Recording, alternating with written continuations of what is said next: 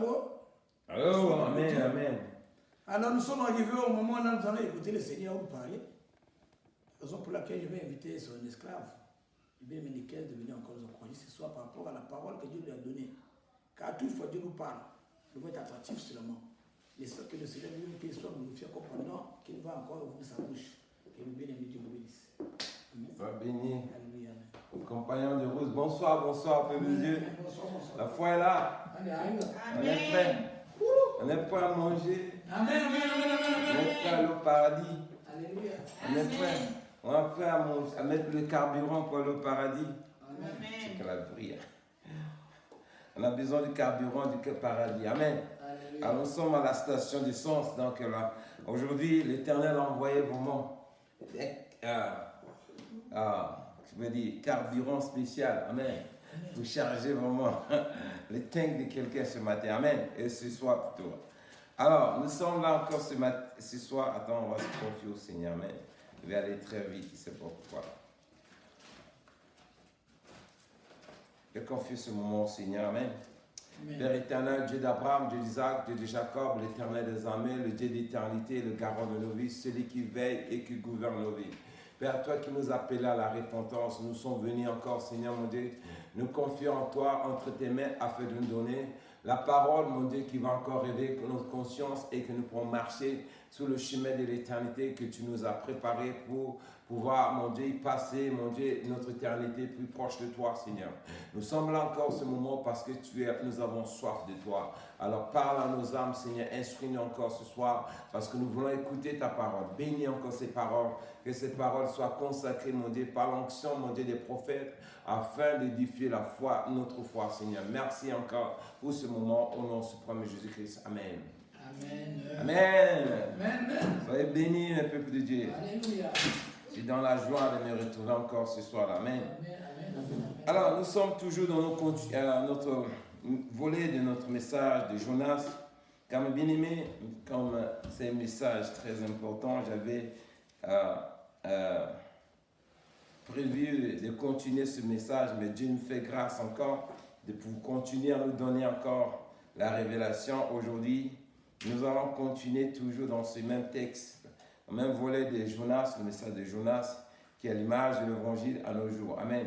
Alors nous allons encore consulter les Écritures afin que ça puisse nous édifier encore ce soir, parce que c'est très important pour notre foi. Nous avons besoin de cela. Notre Dieu nous a aimés et pour nous laisser sa parole, donc nous devons y profiter pendant que nous avons encore le privilège et l'opportunité de l'écouter. Amen. Alors nous avons vu la fois dernière le Seigneur qui a dit à Jonas, va à Nénive pour prêcher l'évangile au peuple de Nénive pour qu'il puisse se repentir, qu'il renonce à les mauvaises œuvres. Amen. Et notre bien-aimé Jonas voulait aujourd'hui, Dieu a prouvé qu'il était Dieu et il utilisait tous les mécanismes nécessaires pour convaincre Jonas pour qu'il puisse vraiment se diriger vers Nénive. Alors nous avons vu la fois dernière Nénive qui a reçu la prédication de Jonas et dès qu'ils ont entendu la parole, ils ont accepté cela. Mais ça c'est dans notre texte de base, c'est dans le livre de Genèse, Jonas, chapitre 3, verset... On va prendre le verset 9. Amen. Après c'est le verset 3, le chapitre 3, mais on va prendre le verset 9 à 10. Et nous allons sauter pour aller encore ailleurs. Amen. Alors ici nous voyons, mes bien-aimés, après la prédication de Jonas, et voilà, le peuple, lorsqu'ils ont entendu, ils ont été touchés, ils ont accepté vraiment la prédication de Jonas. Et ce qui m'a plu pour ce peuple, mes bien-aimés, tout le monde, c'est-à-dire tout le pays était arrêté le jour-là à cause de la prédication de Jonas. Si vous lisez bien ce texte, vous allez voir, dès qu'ils ont reçu le message, aussitôt, ils n'ont pas cherché à réfléchir, aussitôt ils se sont humiliés. Alors, c'est trop fort. Allons vite, mon bien-aimé. Tu es prêt? Dans Jonas chapitre 3,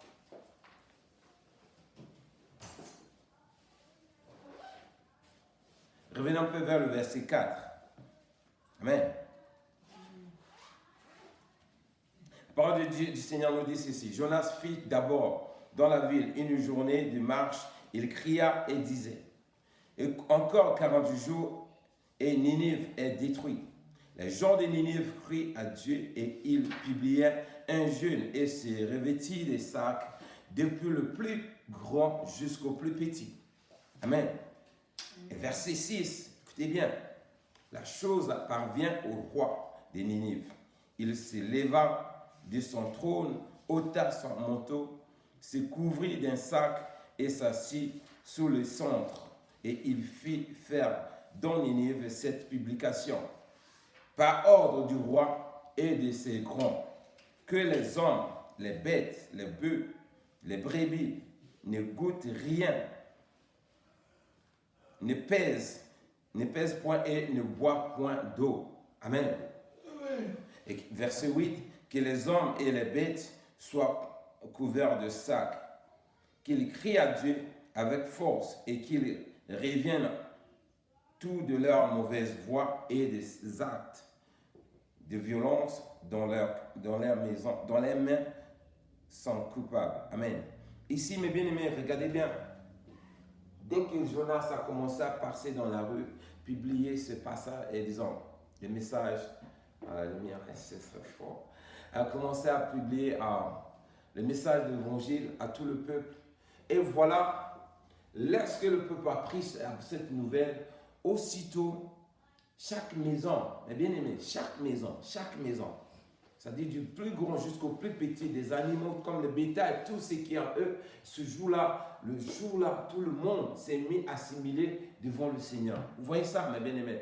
C'est très important que chaque jour dans nos maisons, mes bien-aimés, nous pratiquons ce jour d'action de foi parce que lorsque nous jeûnons, mes bien-aimés, nous voyons les parents jeûnent, mais les enfants sont en train de manger, on est en train de nourrir les enfants, alors que nous implorons la grâce de l'Éternel. Or, si nous recevons la grâce, et les enfants, ils n'ont pas besoin, alors c'est eux qui vont nous succéder. Vous voyez comment nous faisons des gaffes. Ici, mes bien-aimés, le jour où le message de notre Jonas est arrivé, disons, dans le pays de Ninive, dans la ville de Ninive plutôt, que ce soit les enfants, les parents, même le roi seul, il a ôté le manteau de son royauté pour aller s'immiler également. Vous voyez ça? Et ce jour-là, c'était une journée morte en Ninive à cause de la prédication d'évangile. Vous voyez ça? Et lorsqu'ils ont fait cela, ça a touché carrément le cœur de Dieu. Vous voyez ça? Donc ça montre comment nous devons nous humilier devant le Seigneur. Car mes bien-aimés, notre humiliation, si elle est sincère, mes bien-aimés, ça va toucher le cœur de Dieu. Mais lorsque nous gênons, mes bien-aimés, d'autres gênent à la maison, d'autres ne gênent pas. Comment pourrons-nous toucher le cœur de Dieu si nous gênons de façon partielle? Vous voyez ça? Parce que s'il y a d'autres personnes dans une maison, il y a d'autres qui gênent, il y a d'autres qui ne gênent pas. Comment la grâce de Dieu pourra-t-il localiser cette maison? Vous voyez ça? Donc ça vous dit quoi? Lorsque nous prenons la résolution de nous humilier, mes bien-aimés, ça doit être vraiment solennel, c'est-à-dire tout le monde inclus, même les enfants. Ici nous avons vu, même les animaux encore. Vous voyez ça? Donc, c'était une spéciale journée morte. Regardez comment les enfants, quand il y a des fêtes, on publie quoi? Les journées mortes dans la ville. Mais quand il s'agit pour Dieu, ça c'est un soir de Dieu, nous on s'en fout du royaume de Dieu. Vous voyez ça? Donc c'est le rêve que nous faisons à nos jours. Alors si nous apprenons vraiment à pratiquer ce que Ninive va faire, mais bien aimés, ça va toucher le cœur de Dieu, car si Dieu montre cet exemple, car il nous demande de faire cela, de pratiquer les mêmes actes, et nous allons voir la gloire de Dieu. Mais regardez bien dans le verset, bien fait, je suis prêt, verset 9, Jonas chapitre 3, verset 9.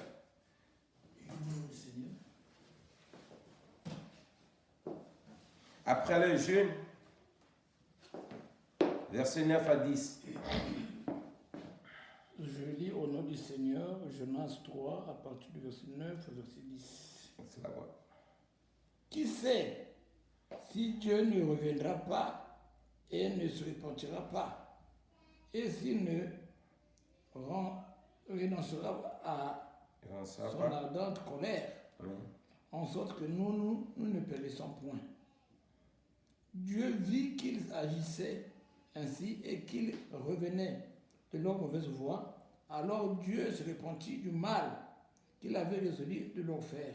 Et il ne le fit plus, et il ne fit pas. Amen. Amen. Donc nous voyons ce jeûne que Ninive a manifesté ce jour-là, ça a attiré l'attention de Dieu. et depuis son saint trône. Et c'est ce qu'il attendait de la part de nous, du peuple de Ninive, s'il faut le dire. Amen. Alors, après avoir vraiment pris l'engagement d'assimiler de tout leur cœur, quels que soient les rois et autres, nous avons vu Dieu, ça a touché le cœur de Dieu. Dieu s'est renoncé à détruire cette ville, car la résolution que Dieu avait prise pour détruire cette ville, nous ne connaissons pas la suite. C'est seul Dieu qui connaît. Vous voyez, donc, mes bien-aimés, si nous nous prenons, quels que soient les actes que nous avons commis, vous devez comprendre, mes bien-aimés, avant que Dieu envoie Jonas d'aller prêcher l'évangile, disons, d'aller avertir le peuple de Ninive de renoncer à les pratiques, les jours qui suivaient avant cela, le peuple de Ninive allait attaquer le peuple d'Israël, détruire cela là-bas. Ils ont commis des actions vraiment abominables là-bas. Leur méchanceté était sévère, c'est ce qui a fait que Jonas ne voulait pas aller, parce que c'était il y avait une haine encore en lui, parce qu'il avait la méchanceté que le peuple avait infligée au peuple d'Israël. Il ne voulait pas que Dieu les pardonne, parce qu'il connaît le cœur de Dieu. Vous voyez? Mais c'est pour dire quoi? Si à nos jours, mes bien-aimés, quel que soit ce que tu as fait, et si nous pratiquons les mêmes actions que Ninive, Dieu est capable de nous pardonner. Amen. Alors, ce type, mes bien-aimés, je vous ai dit, l'image de la prédication de Jonas est l'image de l'évangile à nos jours. Mais comment elle peut être appliquée à notre génération? C'est ça le problème. Nous allons voir le formule que Dieu a formulé pour nous amener là-bas. Amen. Regardez, avant d'arriver là-bas, regardez bien comment Matthieu nous interpelle. Ça, c'est le Seigneur Jésus-Christ lui-même qui dit cela. On a lu ça le dimanche passé. Je vais, le Seigneur met ça à mon cœur de relire ça encore. Au livre de Matthieu, chapitre 12, verset 41. Il dit quoi?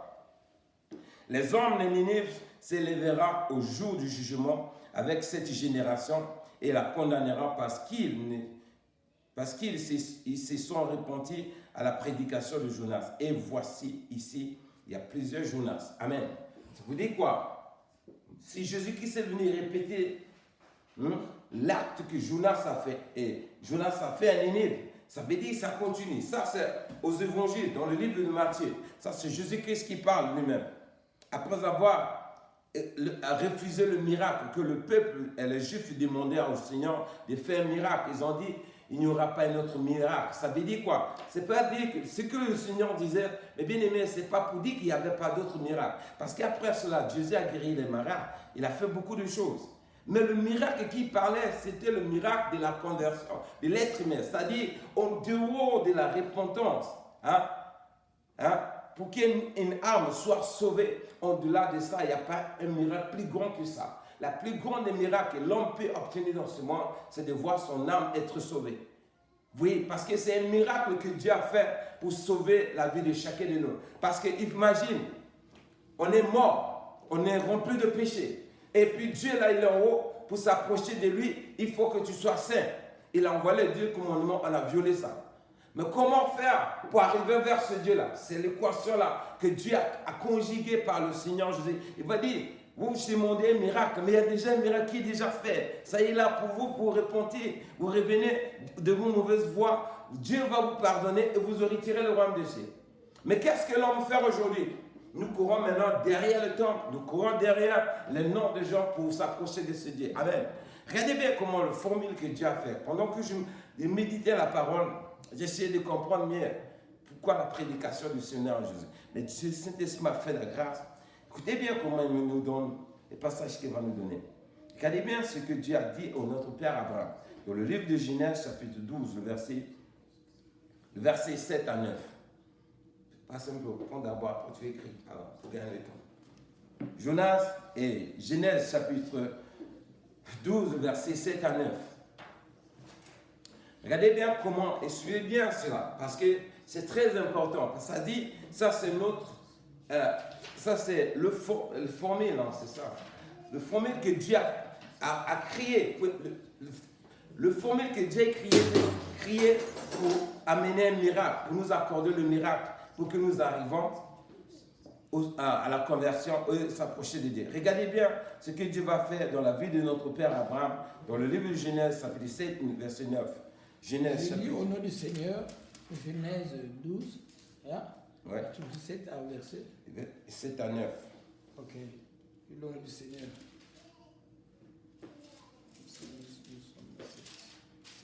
l'Éternel apparut à Abraham et dit, je donnerai ce pays à ta postérité. Et Abraham bâtit là un autel à l'Éternel qui lui était apparu. Il se transporta de là vers la montagne, à l'orient de Bethel, et il dressa ses tentes, ayant Bethel à l'occident et Haï à l'orient. Il bâtit encore là un autel à l'Éternel, et il invoqua le nom de l'Éternel. Abraham continua ses marches en s'avançant vers le midi. Il y eut une famine. Non, c'est bon. Amen. Amen. Amen. Vous voyez ici, mes bien-aimés, le texte est long, mais je ne veux pas trop rentrer dans les détails parce que en bas là-bas, ça ne nous concerne pas. Là où ça nous concerne, c'est ici. Ici, nous voyons, mes bien-aimés, après que Abraham, notre père Abraham, lorsqu'il a quitté son pays de Ur, et c'est là où il va partir, Dieu apparaît ici et il va lui parler pour la première fois. Abraham va offrir un sacrifice, le lieu là, il va appeler ça Bethel. Amen. Ça veut dire lieu de sacrifice. Hein? Là, on donne l'offrande à Dieu. Et c'est là où l'Éternel apparaît également, lui apparaît. C'est la première fois que Dieu est venu parler en dehors du feu de buisson. Hein? Après que Abraham ait quitté son pays, c'est là où Dieu va l'apparaître pour la première fois et il va faire quoi? Un sacrifice. Amen.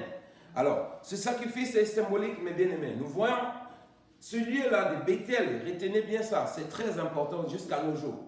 Alors ici, Abraham va parcourir, il va aller en Égypte, il va revenir, et puis quand on va revenir encore, il y aura la famille, il va partir en Égypte, il va revenir, il va encore venir faire un deuxième sacrifice. On n'est pas là-bas, ce n'est pas notre point. Mais regardez bien d'autres textes. Là, de Dieu apparaît à Abraham. Mais regardez dans d'autres versets encore, dans Genèse chapitre 28, le verset 10 à 15. Écoutez bien encore, cette partie-là encore. Genèse 28, toujours, on continue. Vous allez me dire, mais qu'est-ce que ça va avec Jonas? Suivez seulement le texte, on va pas à pas. Amen. On va maintenant dans Genèse chapitre 28, verset 10 à 15. Bon, on va prendre le verset 7. Genèse, le nom du Seigneur. Va du verset 16 à 19, c'est bon. Genèse 28, à partir du verset 16 à 19. Ouais. Je lis au nom du Seigneur. Ouais. Jacob s'éveilla de son sommeil et il dit, certainement l'Éternel est en ce lieu, et moi je ne le savais pas. Il eut peur et dit que ce lieu est redoutable. C'est ici la maison de Dieu, c'est ici la porte des cieux. Et Jacob se leva de bon matin. Il prit la pierre dont il avait fait son chevet. Il la dressa pour monument et il versa de l'huile sur son sommet. Amen. Verset 19. Sur son sommet, il donna à ce lieu le nom de Bethel, mais la ville s'appelait auparavant Luz. Amen. Amen. Vous voyez ça, mes bien-aimés?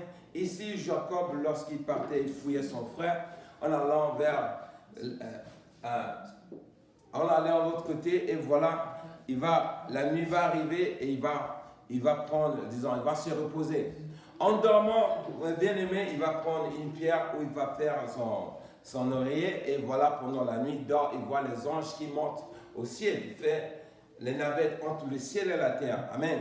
Alors, c'est pour dire, quand il a vu ça, il dit, oh, moi je ne savais pas que ce lieu-là, c'était le lieu où se trouve la porte du ciel. Vous voyez ça? Mais bien aimé, ça attire notre attention. C'est pour dire quoi? Lorsque nous venons à la maison de Dieu, c'est la porte. C'est comme un lieu où nous sommes, qui nous donne l'accès de l'éternité, c'est-à-dire pour aller vers Dieu, bien pour communiquer avec le ciel. Amen.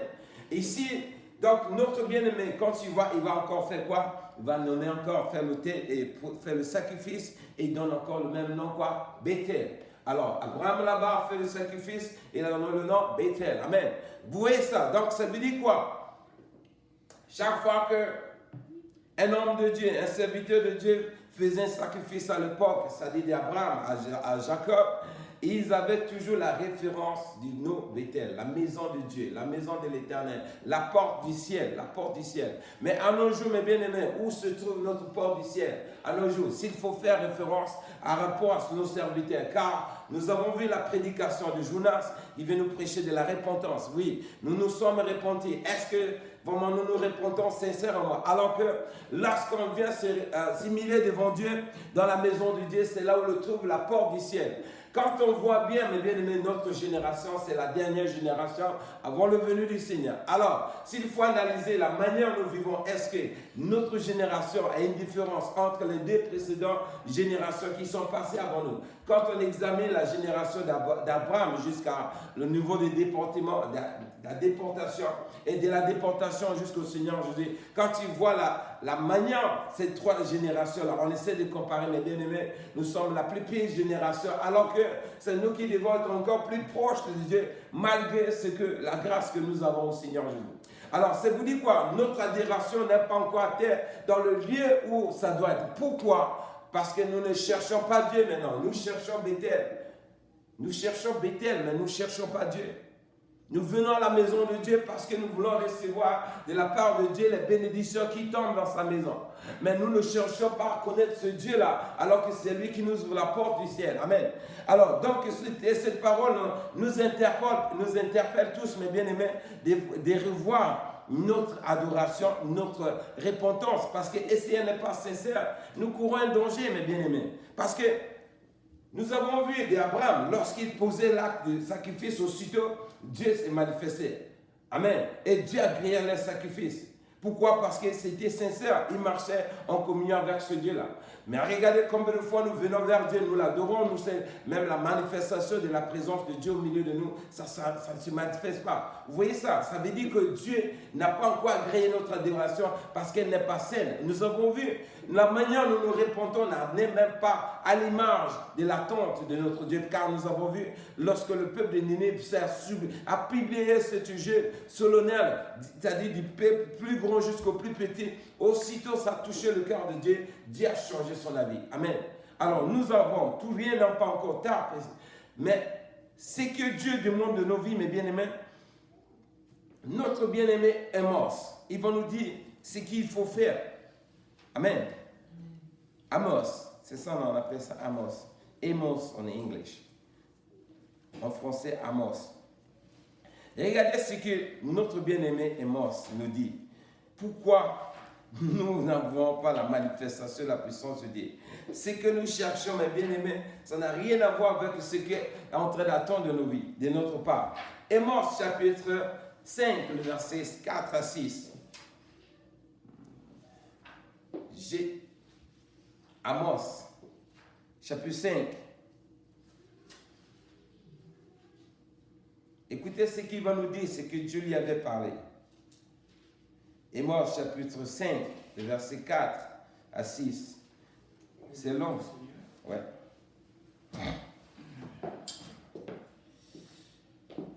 Je lis au nom du Seigneur, Amos 4, à partir du verset. Amos 5, verset 4 à 6. Amos 5, verset 4 à 6. Ouais. Je lis au nom du Seigneur. Car ainsi parle l'Éternel à la maison d'Israël. Cherchez-moi et vous vivrez. Ne cherchez pas Bethel. N'allez pas à Gilgal. Ne passez pas à Bir-Sheba. Car Gilgal sera captif et Bethel anéanti. Cherchez l'Éternel et vous vivrez. Craignez qu'il ne saisisse comme un feu la maison de Joseph et que ce feu ne la dévore sans personne à Bethel pour l'éteindre. Amen. Amen. Amen. Amen. Voyez mes bien-aimés, ici, le prophète Amos, Dieu l'avait dit de nous dire ceci. Ça, c'est notre génération. C'est une prophétie qui a été lancée, réservée pour nous tous. Alors, si nous partons là, à la maison de Dieu, ça veut dire là, on fait sacrifice à nos jours. Et que nous passons notre temps au faire des sacrifices, chercher à se confier encore à Joseph, mes bien-aimés, nous n'allons pas voir la gloire de Dieu parce qu'il dit ici, Bethel sera quoi? Renversé. Et Joseph sera détruit. Pourquoi il dit ça? Nous savons bien la foi d'Éniel. Le Seigneur avait dit quoi? Cette maison-là, je vais la renverser, je vais la détruire et 3 jours, elle sera rebâtie. Amen.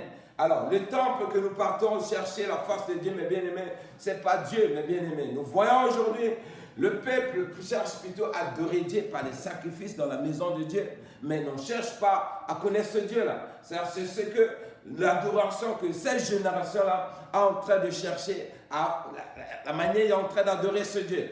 Nous voyons, nous partons à la maison de Dieu. Pourquoi? Parce que je pose un sacrifice, je donne une offrande forte pour toucher le cœur de ce Dieu-là. Il va déclencher le miracle. Ça, c'est la manière dont nous cherchons. Ça, c'est notre repentance ou bien notre adoration qui est à nos jours, jusqu'à partout dans le monde. Nous passons, c'est comme ça. Tout le monde a cette intention-là. Je vais s'aimer une offrande et ça va toucher le cœur de Dieu. Il va me donner telle chose où je suis en train d'attendre. J'écris, par exemple, ta requête et ce que tu veux que Dieu te cherche. Ça, c'est notre adoration de nos jours. Alors, Dieu dit, si nous adorons de cette manière, nous serons détruits. Parce que si nous nous focalisons dans ces genres d'adoration, mes bien-aimés, nous sommes hors de ce cadre.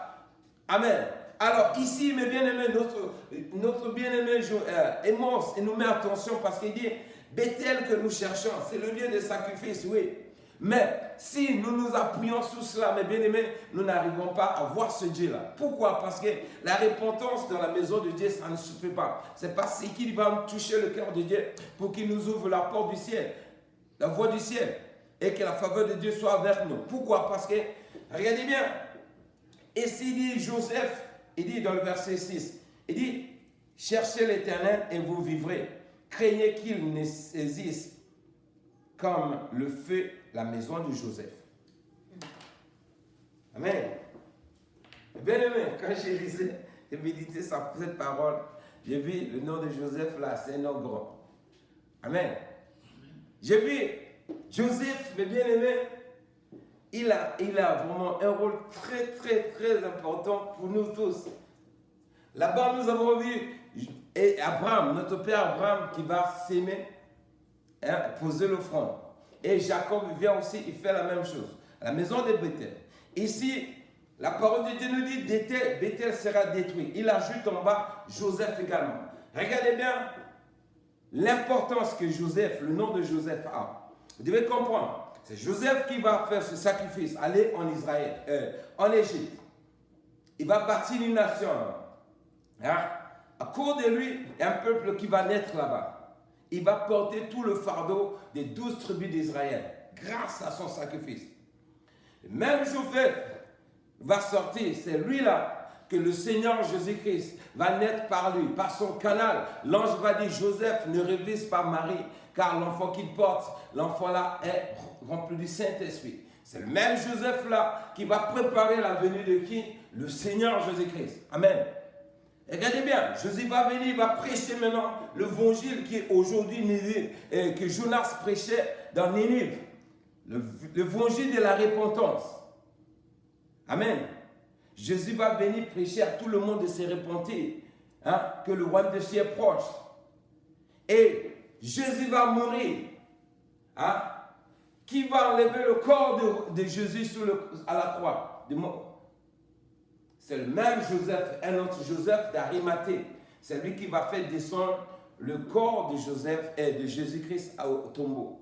Et il l'amène à la croix plutôt, et le met sur le tombeau pour qu'il soit enterré. Regardez bien maintenant. Qu'est-ce que le Seigneur Jésus a fait sur le mont Golgotha? C'est là où il a fait le sacrifice qui a touché le cœur de Dieu. Amen. Donc ici, notre bien-aimé Amos dit, ne partez pas Bethel, ne partez pas Gilgal.